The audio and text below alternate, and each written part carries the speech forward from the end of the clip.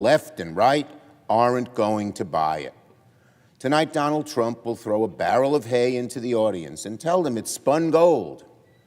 But the American people know he's lying, because everywhere they look, prices are going up and up and up. We've all read how the White House very soon will start getting, quote, serious about messaging more on affordability. They don't get it. The problem is that affordability is not a messaging issue, it's real. It's real when people go to the supermarket or buy a car or try to buy a house or see their electric bills, their health care bills. The American people know it's real, and Donald Trump tries to wish it away. He believes that people will believe his words when he says it's a hoax. They won't. They won't. There aren't enough speeches in the world to paper over the fact that Donald Trump has sent costs up and up, not down. His tariffs raised the price of groceries, raised the price of clothing, raised the price of energy. And it's not just his tariffs. It's his policies that cut out the cheapest form of energy we have, clean energy. It's his policies that allow food producers to get away with monopoly pricing. It's his strategy to impose tariffs on the American people and say it's good for you. The fact is, Donald Trump can do nothing to erase this, that life is more expensive under Donald Trump than it was before he took office. He'll hate to admit it, but life is more expensive under Donald Trump than it was under Joe Biden. Just 36% of the Americans approve of his job and the job he's doing on the economy. 36% of Americans, that's it, approve the job Trump is doing on the economy, according to a poll by Marquette University, which is widely respected. Even a significant portion of Trump voters, 37%, say the cost of living is the worst they can ever remember, according to Politico. So when Trump voters say it was better under Biden than it is now, whoa, something's wrong. So no, Donald Trump, affordability is not a hoax. It's not a Democratic scam. You try to make everything, even the most common sense things, partisan. The affordability crisis is very real. It's being felt by everyone, and the American people know it's Donald Trump's fault. No speech in Pennsylvania or anywhere else can undo that. But I have good news for the president. He and the Republicans do have one chance left to do something meaningful about lowering costs, something real, not a speech, something real. And that is to work with Democrats to extend the enhanced ACA premium tax credits before they expire at the end of the year. Democrats have put forth a simple proposal for a clean 3-year extension of the ACA credits. We will move forward on this bill on Thursday. Senate Republicans have 2 days to choose to vote to lower the American people's health care costs or to vote to continue sending those costs through the roof. That's what's at stake on this vote. If our bill becomes law, it will accomplish the single most important thing we can do right now to lower prices: prevent premiums from tens of millions of Americans from shooting through the roof. We have an obligation to act now. Now, if Republicans are left to their own devices, there's not a snowball's chance in hell that they fix this health care crisis on their own. Republicans are nowhere, by their own admission.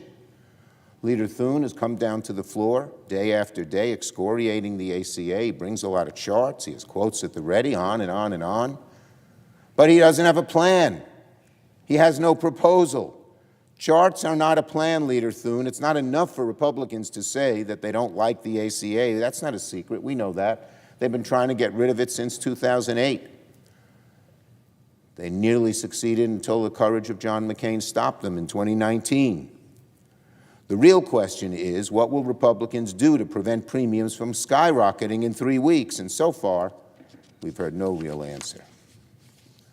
The only ideas we've heard from Republicans are loaded with poison pills, unworkable restrictions, and don't do anything to bring premiums down, which is most important. None of their proposals address extending the ACA credits, the most important thing we can do now.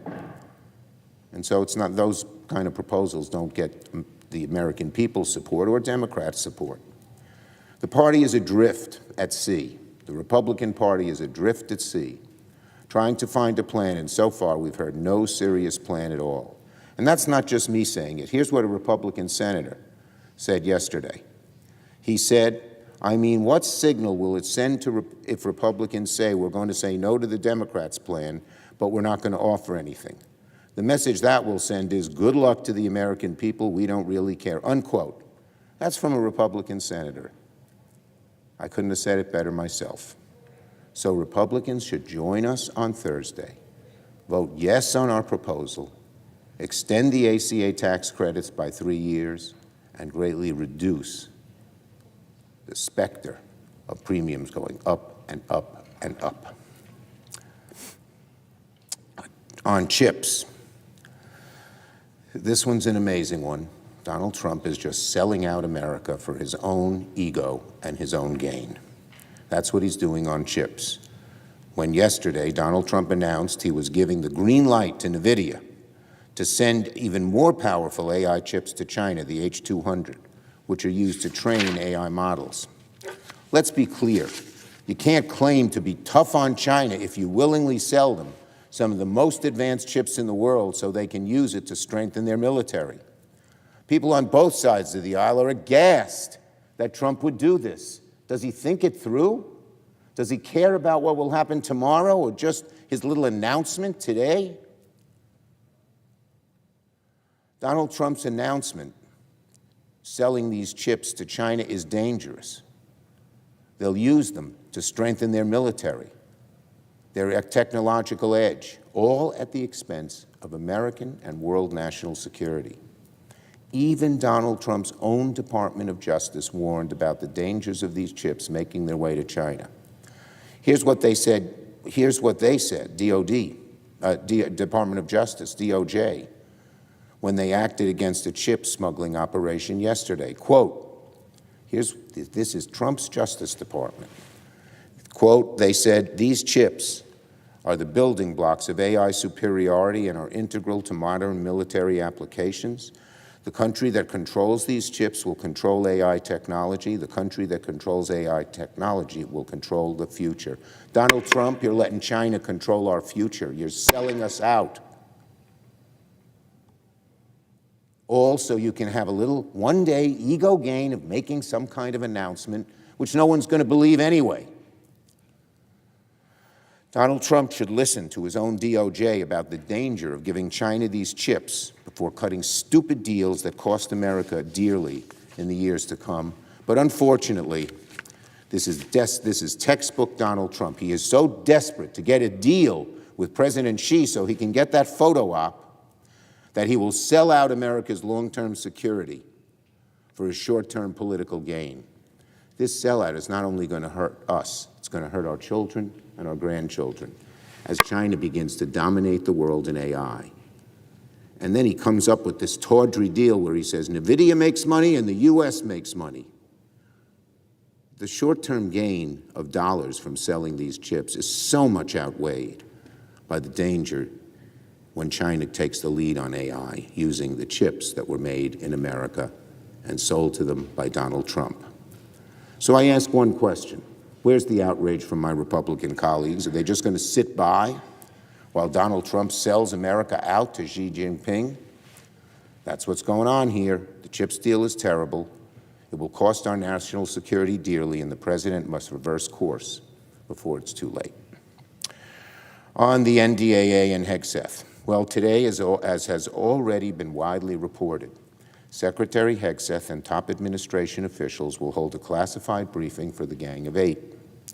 At the Gang of Eight hearing, I will ask Secretary Hegseth directly, will he commit to providing all senators access to the unedited tapes of the September 2nd boat strike? Again, Hegseth, will you commit, with no BS, to providing all senators with access to the unedited tapes of the September 2nd boat strike.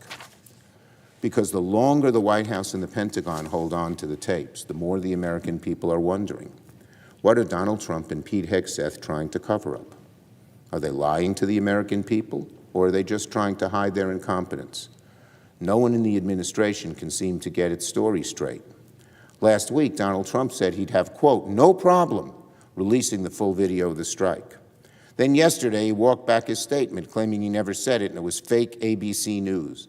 You know, Donald Trump says something, doesn't like what he said, he made a mistake, and then he says it's fake news. But he said it, and the American people heard it, and it's on tape.